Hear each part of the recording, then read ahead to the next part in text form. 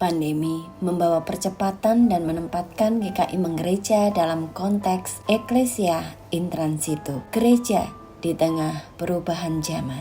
Hal ini mendorong GKI untuk menjadi multi eklesia, yaitu eklesia digital, eklesia domestika, eklesia sekolah, eklesia Indonesia. Pada tahun program ini, kita akan menggarap salah satu dari multus eklesia ini, yaitu eklesia domestika atau gereja rumah tangga. 2 Timotius 1 ayat yang ke-5 demikian, sebab aku teringat akan imanmu yang tulus ikhlas, yaitu iman yang pertama-tama hidup di dalam nenekmu Lois dan di dalam ibumu Eunike, yang aku yakin hidup juga di dalam dirimu. Timotius menjadi seorang yang mengenal Tuhan karena ibunya Eunike dan neneknya Lois memperkenalkan Tuhan kepadanya. Ibu dan neneknya pula yang membuat Timotius bertumbuh dalam imannya dan akhirnya mempersembahkan hidupnya untuk Tuhan. Keluarga punya tanggung jawab untuk menanam dan menumbuhkan iman. Iman itu dimunculkan dalam kehidupan keluarga. Namun, untuk dapat tetap hidup dan bertumbuh, iman itu harus dipelihara, sehingga iman itu tidak mati. Orang sering berpendapat bahwa pertumbuhan iman adalah tanggung jawab gereja. Agar anak mengenal Tuhan, maka anak harus dibawa ke sekolah minggu. Pernyataan ini tidak salah, namun juga tidak sepenuhnya tepat. Pengenalan akan Tuhan dimulai dan harusnya dialami juga di dalam kehidupan keluarga. Tidak bisa kita hanya mempercayakan pertumbuhan iman di gereja. Jika memang ini menjadi tanggung jawab keluarga, maka gereja juga memiliki tanggung jawab untuk membina keluarga agar kehidupan atau ciri-ciri gereja itu juga dirasakan dalam kehidupan keluarga. Kita tidak dapat memungkiri banyak keluarga yang hidup namun sebagai orang asing di rumah sendiri, satu dengan yang lain. Keluarga menjadi sebuah ikatan darah yang tertera di dalam identitas, namun tidak dirasakan dalam kesehariannya. Kesibukan membuat orang semakin terasing satu dengan yang lain. Teknologi yang semakin canggih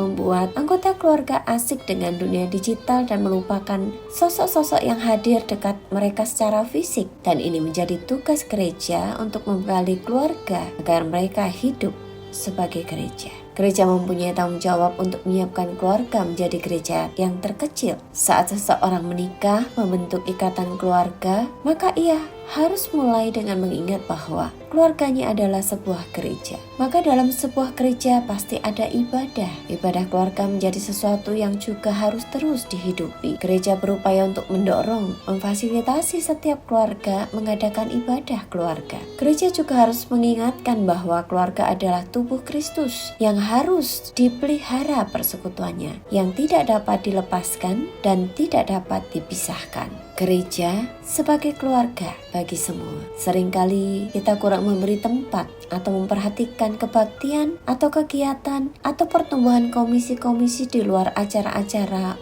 untuk umum atau untuk dewasa. Menyadari adanya ragam generasi, maka menjadi langkah awal untuk kita membuka pikiran kita bahwa yang hadir dalam kebaktian tidak hanya generasi kita saja, namun juga generasi lain yang juga mempunyai ciri khas dan 100% satu sama lain tidak sama. Kesadaran kita ini akan menuntun kita untuk juga terbuka pada kreativitas untuk melakukan hal-hal inovatif supaya tiap generasi merasa mendapat ruang di dalam gereja. Kegiatan-kegiatan dalam gereja perlu dilakukan secara sinambung dan holistik. Ada kegiatan-kegiatan yang dapat dilakukan tidak hanya untuk atau oleh satu generasi, tapi bisa untuk berbagai generasi. Demikian juga dengan kepemimpinan. Pemimpinan juga melibatkan lebih dari satu generasi, sehingga selalu ada regenerasi dalam pelayanan. Jika tidak melibatkan generasi lain dalam pelayanan atau kepemimpinan, maka akan ada satu titik di mana akhirnya semua terhenti karena tidak ada lagi yang dapat diteruskan.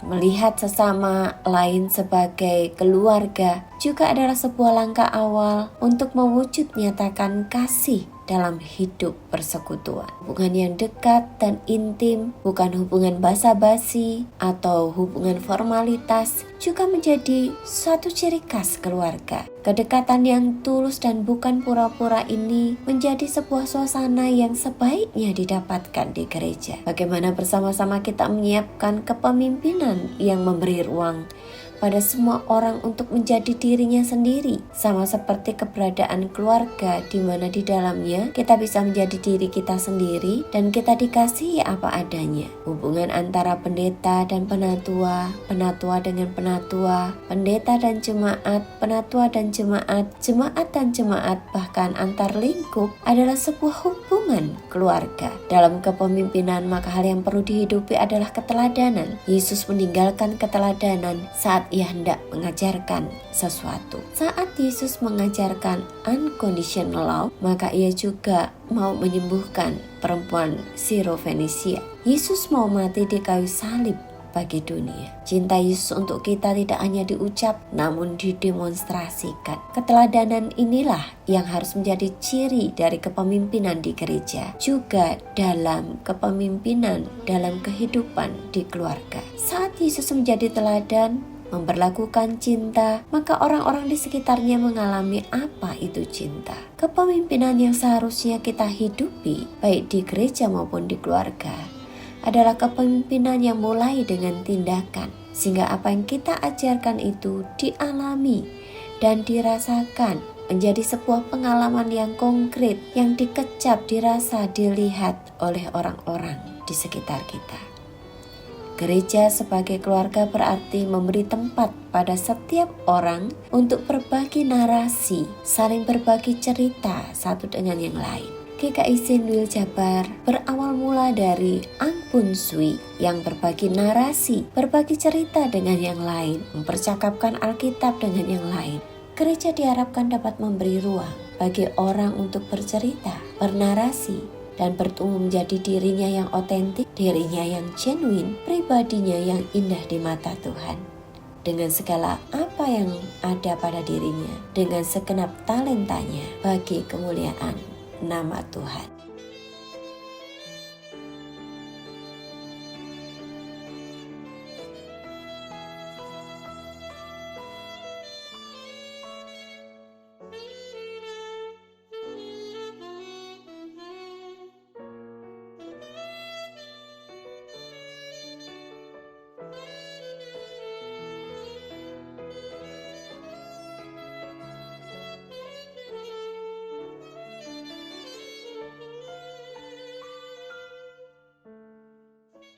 GKI Pakuwon terletak di Provinsi DKI Jakarta, Kecamatan Grogol Petamburan, Kelurahan Jelambar Baru, RT 04 RW 09.